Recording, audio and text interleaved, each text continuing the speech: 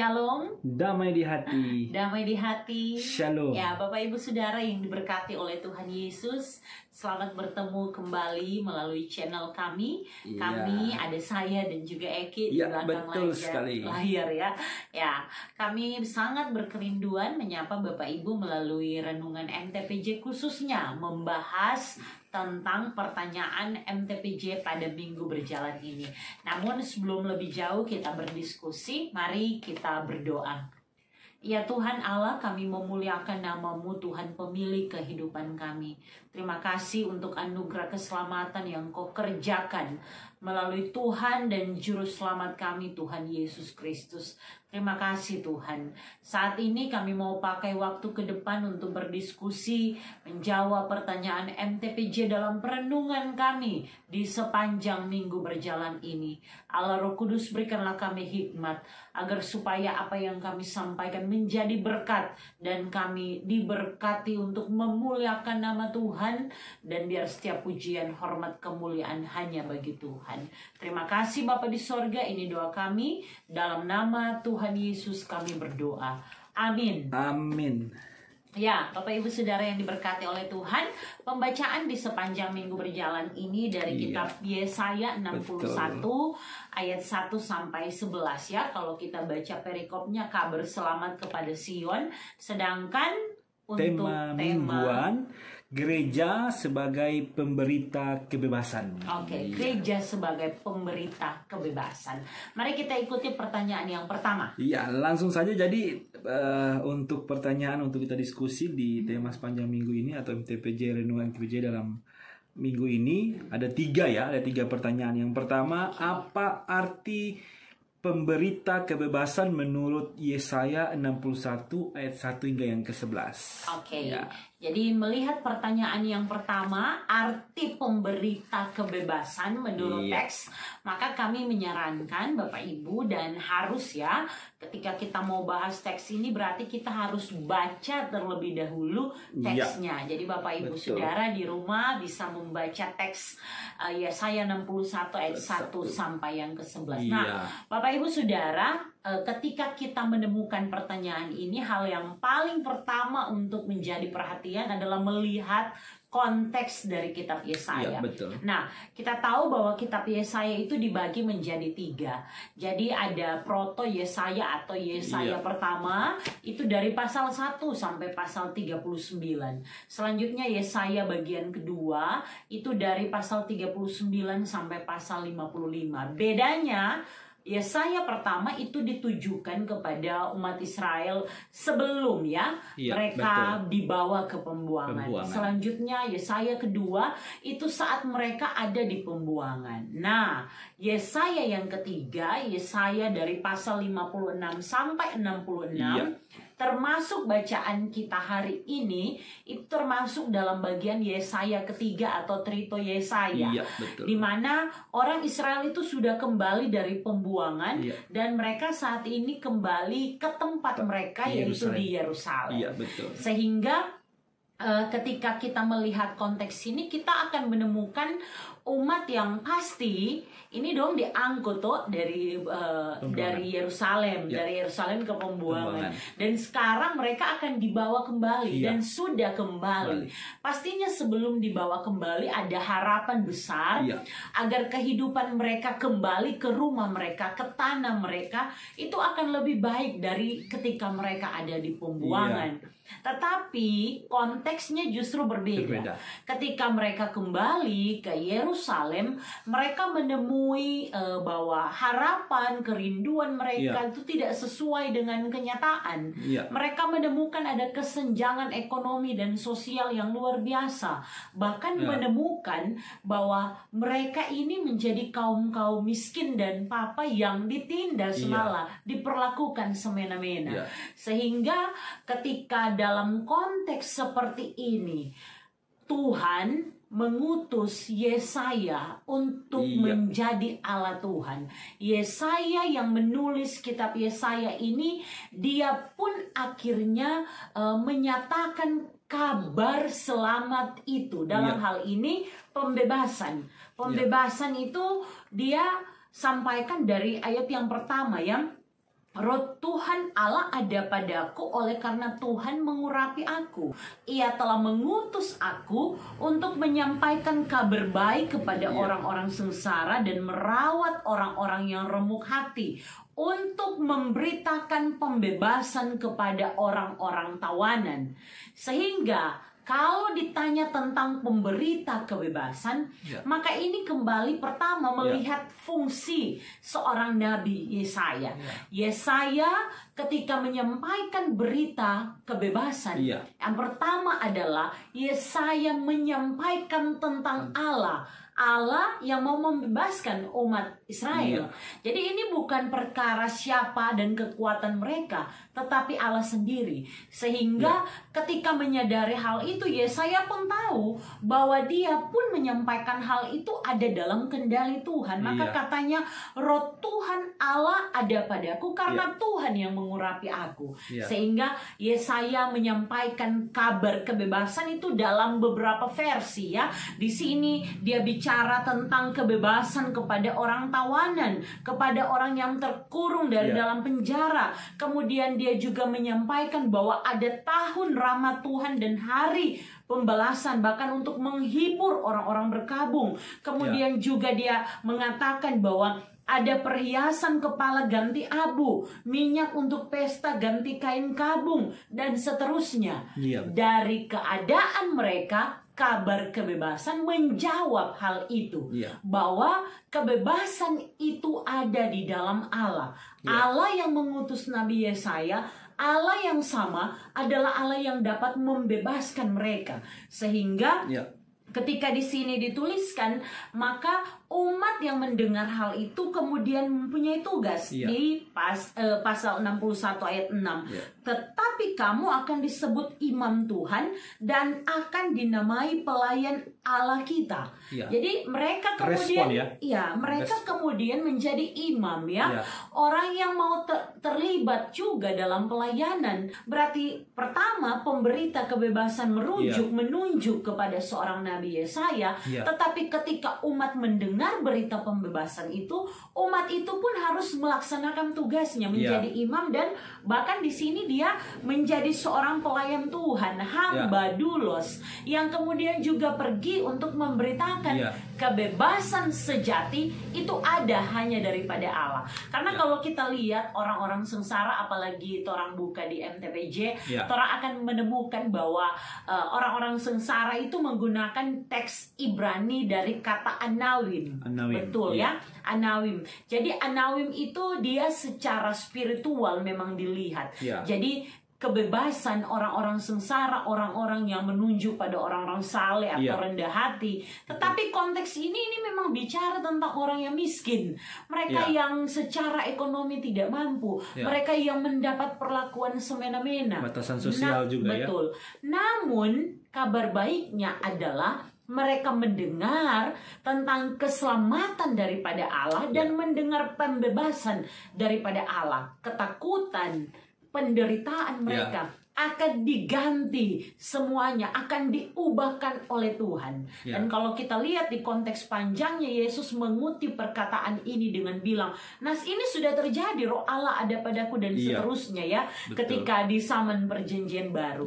Jadi saya pribadi dan dalam berdiskusi dengan Pak Sun yang ada di belakang layar, kami sepakat melihat bahwa bicara tentang pemberita kebebasan, ini bicara tentang kehadiran Nabi Yesaya untuk menyampaikan tentang Allah yang membebaskan itu. Jadi bukan tentang pembebasan di sini, bukan tentang apa yang nanti dorang mau dapat di luar. Tidak, itu di dalam Tuhan, dalam kendali Tuhan, dalam perkenanan Tuhan. Dan ketika mereka menerima itu, mereka pun kemudian akan terpanggil untuk menjadi imam, menjadi hamba Tuhan yang meneruskan berita pembebasan itu. Dan tentunya menjadi berkat bagi banyak orang dengan meneladani Tuhan. Karena kalau kita lihat misalnya Yesaya 61 ayat 7, sebagai ganti bahwa kamu mendapat malu 2 kali lipat dan sebagai ganti noda dan ludah yang menjadi bagianmu. Jadi ini bicara tentang keadaan yang sangat memalukan, Ya. keadaan yang sangat tidak enak. Ya. Tetapi dikatakan kamu akan mendapat warisan 2 kali lipat dan sukacita abadi akan menjadi kepunyaanmu. Ayat 8. Sebab aku Tuhan mencintai hukum. Jadi yang disampaikan adalah tentang Tuhan yang membebaskan. Kebebasan sejati itu ada di dalam Tuhan. Ya. Dia yang melepaskan mereka dari perbudakan. Bahkan kita tahu di dalam Yesus Kristus dia mengerjakan keselamatan 1 kali untuk selama-lamanya. Sehingga konteks ini bicara pada waktu Yesaya, tapi juga nubuatan itu kemudian digenapi dengan Yesus. Pemberita kebebasan adalah fungsi melaksanakan kehendak Tuhan. Ya. Iya, jadi luar biasa ya. Jadi itulah arti pemberita kebebasan menurut teks Yesaya 61 ayat 1 sampai 11. Jadi sangat jelas sekali ya.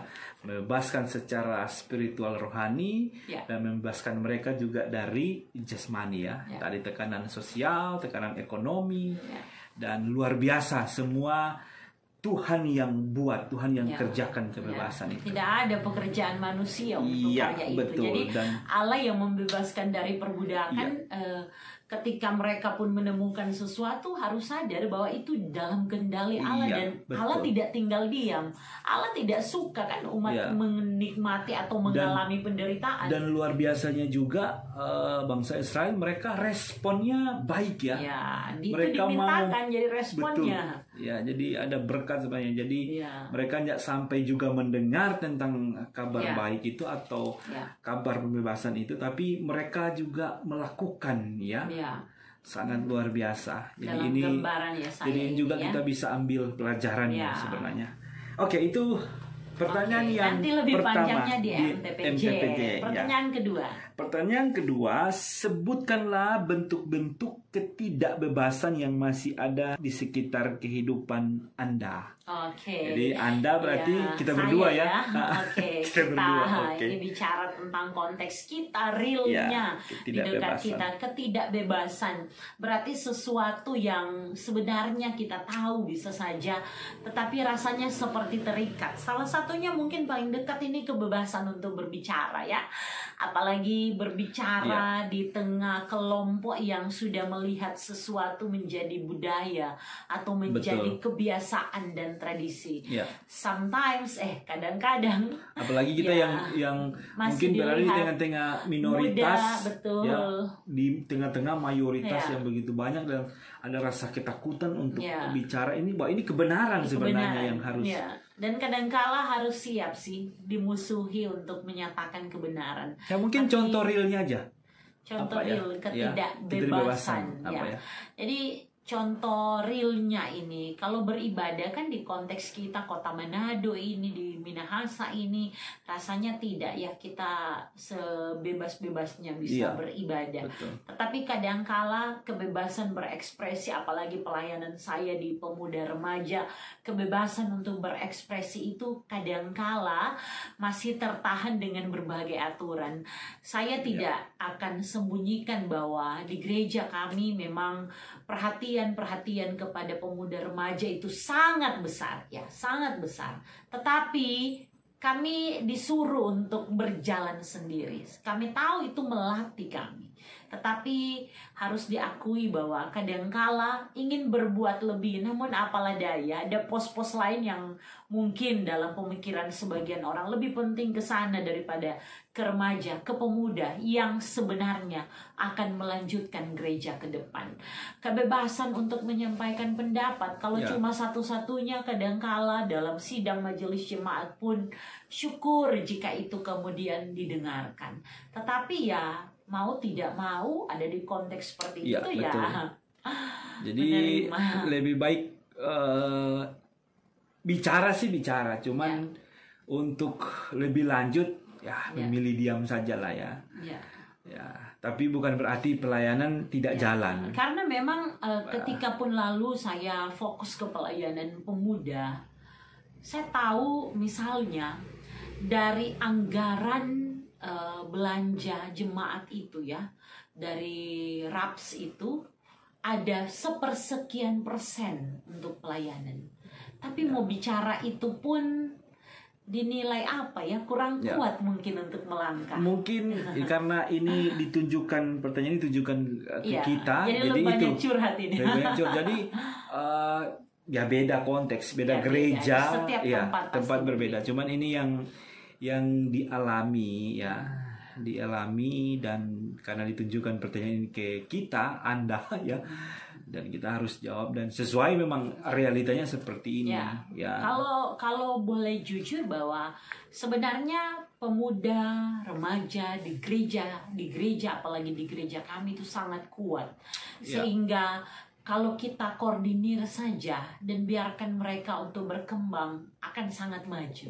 Bahwa pelayanan di jemaat bukan tidak mau pakai yang tua ya, tetapi pelayanan di jemaat itu harus beri panggung untuk anak-anak itu agar tidak kemana-mana, agar hati mereka adalah hati yang mencintai Tuhan, dan organisasi Gemim ini juga mereka bertumbuh di dalamnya. Tapi bagaimana kalau di gereja sendiri tidak diberi kesempatan? Kalau ini ada juga contoh. Saya kemarin dengar video sharing khotbah dari salah satu pendeta yang almarhum, Pak Bigman Sirait. Dia bilang kita lebih takut pendetanya, bukan ke Tuhan. Jadi kan merupakan ketidakbebasan. Dan seakan-akan sesuatu yang nama juga pendeta juga itu bisa salah sebenarnya. Bisa salah. Dan karena memang takut, padahal ini menyampaikan kebenaran yang sesungguhnya. Cuma karena mungkin dalam tanda kutip takut mau bicarakan kebenaran, ini pendeta ya. Jadi mungkin ini rasa bentuk hormat sebenarnya rasa hormat tidak salah. Betul. Kami tahu, dan dalam doa kami juga mendoakan para pendeta, tapi juga para misionaris, karena kami tahu termasuk gereja ini, gereja Masa Injili di Minahasa ini juga ada karena ada para misionaris yang datang ke sini. Tetapi kebebasan untuk bersuara lebih, rasanya tidak penting ada pospisi, ada orang-orang yang dipercayakan gereja untuk diutus, untuk kemudian berbicara bahwa dana-dana jemaat diteruskanlah, setidaknya untuk peduli dengan mereka para misionaris ya. Kami tidak tahu nanti posnya ketika sampai ke sinode, tetapi kami sangat percaya bahwa diatur juga dengan baik. Namun ini adalah bentuk ketidakbebasan kami dalam hal berpendapat ketika ada di lingkungan jemaat. Tapi kalau mau diskusi, mau tanya jawab, boleh juga nih ya. Boleh juga untuk jadi bahan diskusi.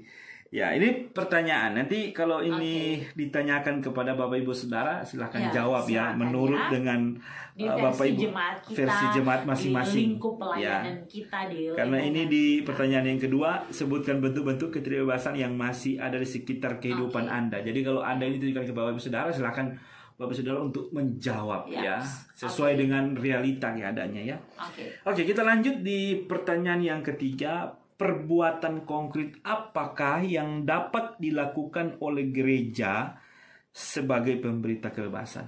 Jadi konkretnya apa gereja yang gereja lakukan sebagai pemberita kebebasan? Apa sih yang konkret ini yang dilakukan realnya paling pertama saya lihat bahwa banyak case yang terjadi karena ada kekurangan kurang transparannya. Jadi ketika kita bicara tentang suatu kebenaran, maka kita memberi ruang. Contohnya saya lihat, jadi jarang atau bahkan kalau di jemaat kami itu tidak pernah ada lagi untuk rapat di jemaat. Sehingga kadangkala hanya memang konteks majelis sangat bagus, tetapi mengapa tidak? Karena itu kan juga bagian kita tahu aturannya boleh diadakan. Kalau itu untuk membangun jemaat, mengapa tidak? Kemudian juga bentuk kebebasan yang harusnya dilakukan oleh jemaat adalah memberi kebebasan dalam koridor, dalam pengawasan. Paling pertama saya lihat bahwa banyak case yang terjadi karena ada kekurangan kurang transparannya. Jadi ketika kita bicara tentang suatu kebenaran, maka kita memberi ruang. Contohnya saya lihat, jadi jarang atau bahkan kalau di jemaat kami itu tidak pernah ada lagi untuk rapat di jemaat. Sehingga kadangkala hanya memang konteks majelis sangat bagus, tetapi mengapa tidak? Karena itu kan juga bagian ya, kita tahu aturannya boleh diadakan. Kalau itu untuk membangun jemaat, mengapa tidak? Kemudian juga bentuk kebebasan yang harusnya dilakukan oleh jemaat adalah memberi kebebasan dalam koridor, dalam pengawasan yang jelas kepada komisi pelayanan anak, komisi pelayanan remaja, komisi pelayanan pemuda, karena kita tahu ini yang nanti akan meneruskan generasi pelayanan berikut gereja. Jadi berikanlah kebebasan, jangan lupa dikontrol ya, jangan sampai juga sudah melenceng, tapi berikan kebebasan dalam hal ini. Kan ada awal tahun, kita bisa minta program-program mereka, kemudian kita awasi ketika program-program ini berjalan bagaimana, tapi kalau ada kendala-kendalanya seperti apa. Jangan sampai kita membiasakan generasi kita untuk jadi minta-minta di jalan, padahal kita diberkati di dalam gereja. Karena kadangkala gereja itu suka terlihat menolong yang di jauh, padahal di dekat sendiri tidak ya. Ini bicara secara umum dalam pengamatan kami ya. Tidak tahu kalau Eki yang pelayanan ke Bali, Papua, Jawa, bagaimana? Kalau kita melihatnya kan menuntut peranan gereja sebagai pemerintah kebebasan. Kalau trifungsi gereja itu kan ada 3 ya, diakonia, koinonia, dan marturia. Jadi bersekutu, bersaksi dan melayani. Mungkin bersekutu dalam sudah persekutuan banyak ada, sangat banyak di jemaat, di wilayah, di kolom, banyak bersekutu. Kurang apa lagi? Kayak di jemaat kami, kalau memang mau ikut itu bisa tiap hari, karena memang ada pemuda remaja, sekolah minggu, kolom, bapak ibu, tim doa, kolom di jemaat di wilayah. Memang luar biasa bersekutunya ya. Kurang erat apa sebenarnya tali persaudaraannya lah bersekutu. Jadi diakonia sekarang. Diakonia. Melayani ya. Jadi melayani juga sebenarnya sudah terjadi dalam persekutuan ya, kita saling melayani. Ya mulai dari dalam dulu ya sebenarnya. Dari jemaat itu sendiri kita saling melayani, ya saling menolong satu dengan yang lain. Punya beban ketika ada anggota jemaat lain yang dalam kesusahan, maka kita juga menjadi hamba Tuhan dalam hal ini, orang-orang yang juga mau menjadi pemberita kebebasan itu, menyampaikan kabar baik kepada orang lain. Jangan merasa kenapa dong ditolong nyanda, kenapa tuh bantuan pada orang tanda, bersyukur karena kita yang diberi kesempatan oleh Tuhan untuk menolong. Sedangkan kita yang dipakai Tuhan mungkin ya dalam keadaan kita yang nyendak terlalu bagus juga, tapi Tuhan percaya bagi kita untuk meneruskan kasih Tuhan. Jadi maka tugas gereja dalam diakonia ini, dalam melayani, harus beri juga ruang sebenarnya untuk generasi. Ini contoh konkretnya ya, remaja, pemuda ya harus diberi kesempatan untuk melayani tanpa mengabaikan bapak ibu ataupun dalam hal ini mitra lain dan komisi lainnya tidak. Tetapi kembali kita lihat ketika fokus kita ke situ, jangka panjangnya akan seperti apa. Kita tahu bahwa Tuhan kita sangat kaya lah. Tuhan pasti akan menolong. Tapi ketika kita menerima kabar sukacita, kita menerima apa yang baik, maukah kita untuk juga terbeban dengan berdiakonia dari dalam dulu kemudian keluar? Ya, selanjutnya ada bersaksi marturia. Bagaimana ketika peran gereja untuk bersaksi, menyaksikan tentang Tuhan, menyaksikan bahwa pembebasan sejati itu ada di dalam Allah. Dan ketika menyaksikan ini, sekali lagi mesti ada action, tahu berdiakonia juga rasanya. Jangan cuma pergi ke orang yang dalam kesusahan terus bilang semoga cepat sembuh, terus doakan dan pulang selesai, tidak ya. Tetapi kita juga harus punya action. Jadi berkesinambungan sebenarnya dari dalam tugas kita sebagai bersekutu, gereja, melayani dan bersaksi. Nah, bersaksi ini kan juga harus contoh konkret, kan minta contoh konkret nih dalam pemberita kebebasan.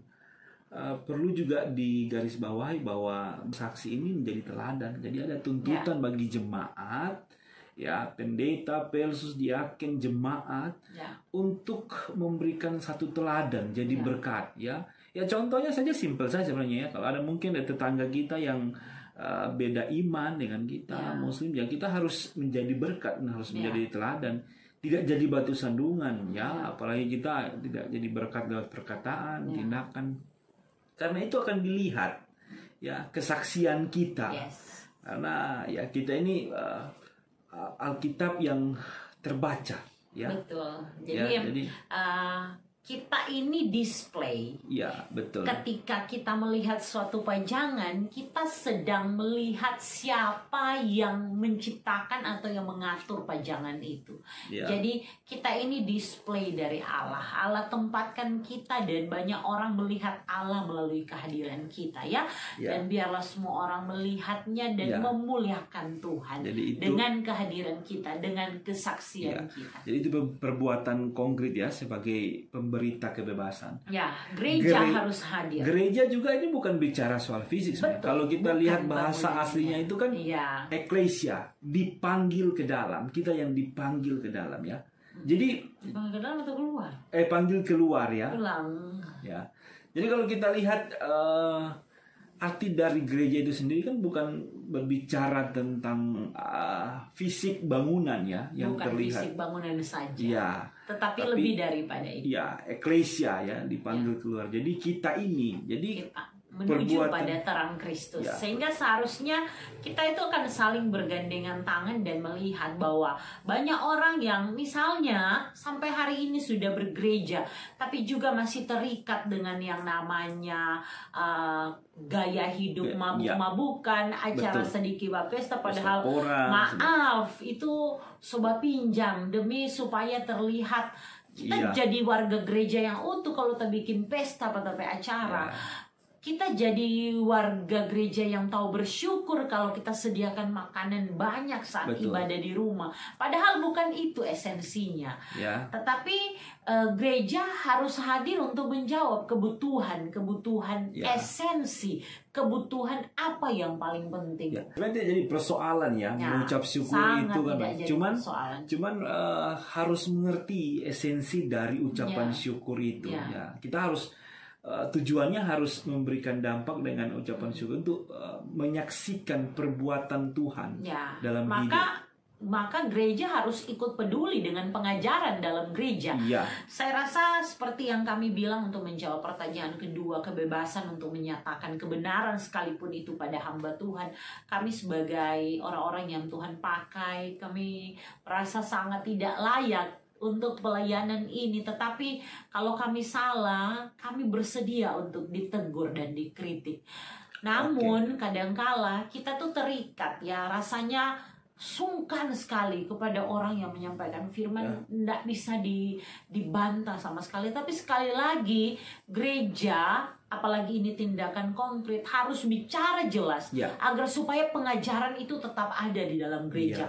Jangan sampai jadi kabur tentang pengajaran-pengajaran iman, pengajaran-pengajaran pokok, pengajaran-pengajaran paling esensi dalam kekristenan, sehingga puluhan tahun hidup beribadah, melayani, tetapi tidak menyadari keselamatan di dalam Tuhan, maka masih berbangga diri karena kita dan kita yang selamat, lain tidak. Saya itu ingat lewat firman Tuhan di Matius 7, ya, Pak Sana.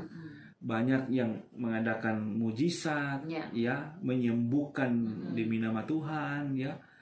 Dan Yesus berkata, "Hei engkau sekalian yang pembuat kejahatan, enyahlah daripada aku, ya.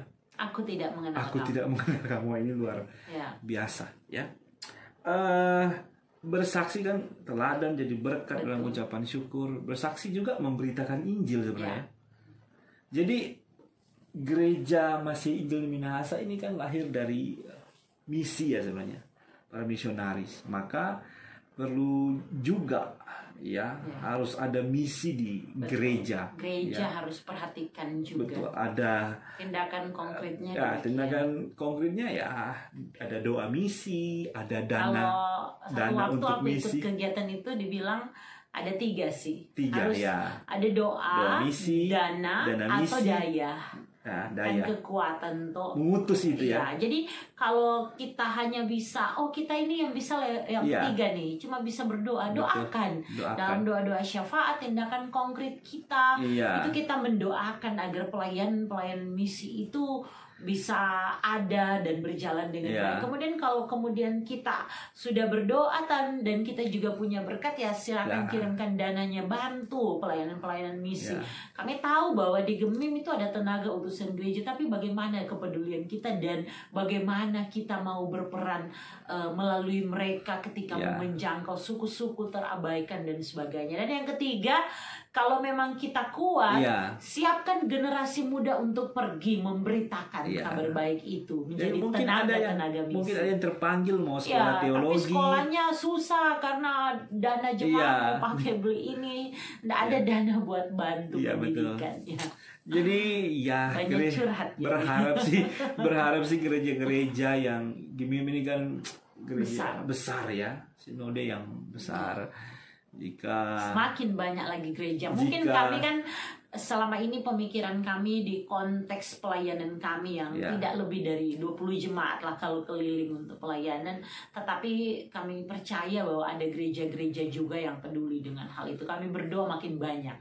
yang seperti luar itu. biasa sekali ya kalau misalkan ada biasa, 1000 lebih jemaat ini Ya. kemudian ada misi dalam gereja, karena Ya. ada juga gereja yang tidak ada misi sebenarnya, padahal gereja yang Gemim lahir ya Tuhan pakai para misionaris. Mungkin bukan karena tidak mau, tapi karena tidak tahu. Kembali lagi, pengajaran. Pengajaran. Makanya penting sekali tindakan konkret gereja, pengajaran, perhatikan baik-baik. Betul. Perhatikan baik-baik yang naik ke mimbar jemaat, bukan hanya sekedar tuntutan dia mau naik dan dapat lihat dia. Biar Kristus bercahaya melalui kita. Karena itu ketika kita memberitakan firman, bukan untuk menyenangkan telinga orang, tetapi untuk menyatakan kebenaran di dalam Tuhan, kebebasan di dalam Tuhan, bukan iming-iming, bukan cerita dongeng, Ya. bukan janji palsu manusia, tetapi janji Allah yang Ya, menyelamatkan. jadi marilah kita Ya. menjadi pembawa berita ya, kebebasan.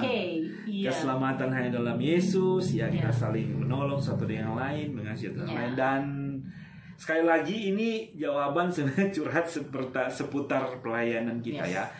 Beda gereja, beda persoalan ya. Yang kita sampaikan ini ya, ada Ya. di sekitar kita dalam konteks pelayanan kita berdua ya, ini Karena sharing. pertanyaannya menjurus ke sana, Iya. dijawab seperti itu. Iya. Tetapi kami sangat bangga ada di dalam bagian gereja yang besar, gereja yang kuat, dan kami percaya selalu ada perubahan Iya. mulai dari hari Kami ini tetap untuk berdoa. lebih baik lagi dalam pelayanan Iya. ke depan.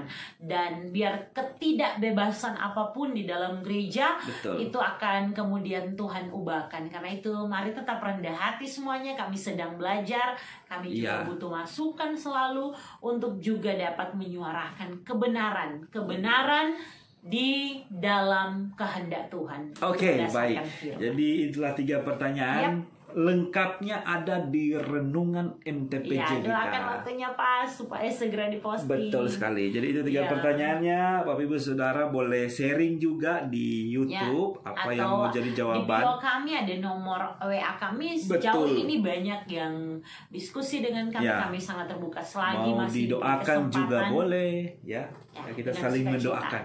Oke.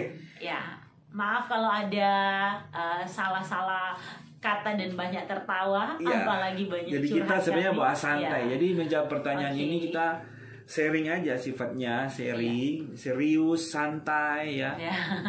Dan supaya tidak kaku juga Oke. ya. Oke, jadi Ya, lebih itu. jauhnya kalau mau minta juga untuk MTPJ Minggu Berjalan, silakan di bio kami ya, Bapak Ibu Saudara. Oke. Terima kasih, akhirnya Tuhan Yesus memberkati Tuhan Yesus dan memberkati. Shalom. Shalom.